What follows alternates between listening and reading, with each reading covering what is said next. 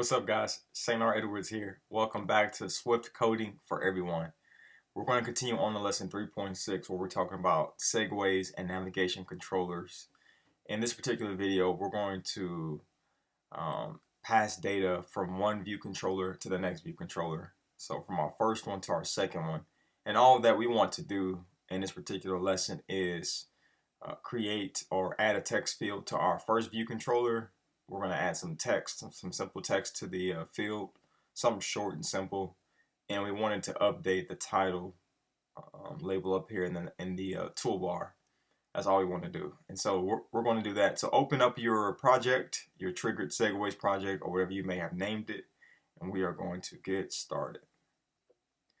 All right, so first things first, we are going to add a button or a text field to our first view controller. So just start typing text in the objects library, and I'm going to make this a little larger than what it is by dragging on both sides. And we don't have to worry about constraints. We just want to do something very simple, and we need a way to reference this text field in code, obviously, so we can update it. And so I'm going to open up my assistant editor, and I'm going to make some space right underneath the class name itself. I'm going to click on my text field. You can do it from the document outline as well, but I'm going to go ahead and go from the text field itself. Control, click, and drag.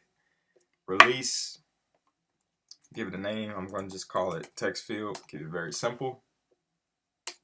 All right. I'm going to close out by hitting the standard editor button, and I am going to go ahead and go over into our view controller now. And so the next thing is that we need a way to tell our in code, we need a way to load the information on the next screen before the screen is actually shown. So there's a method called prepare for segue. And so when you start typing prepare, you'll see it's the first one.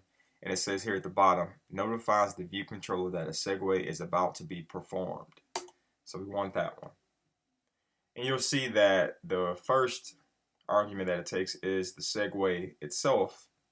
And within that segue, there's a few different properties that helps this method work. And one of the first properties is the identifier.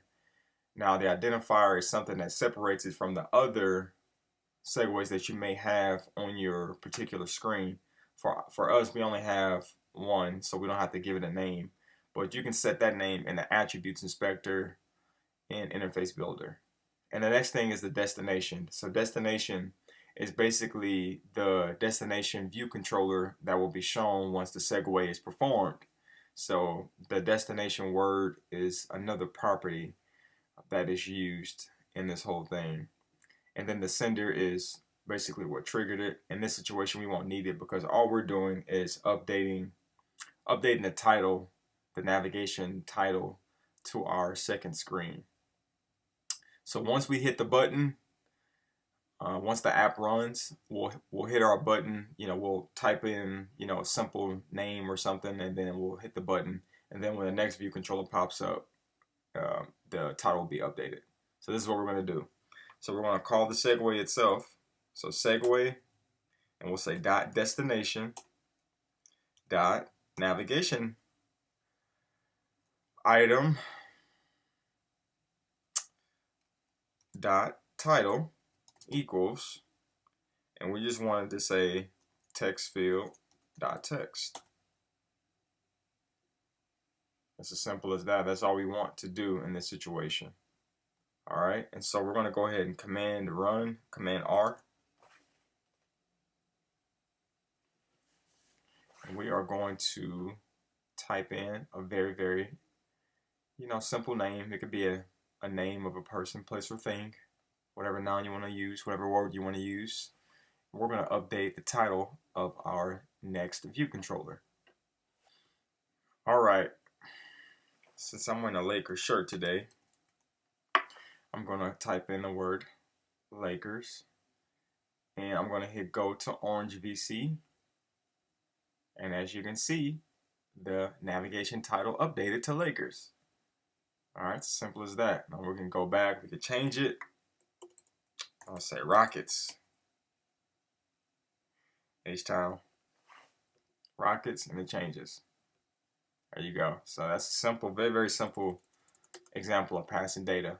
This is Sanar Edwards with Swift Coding for Everyone. Thank you guys for joining me. Stay tuned for more in lesson 3.6. See you guys later. Y'all take care.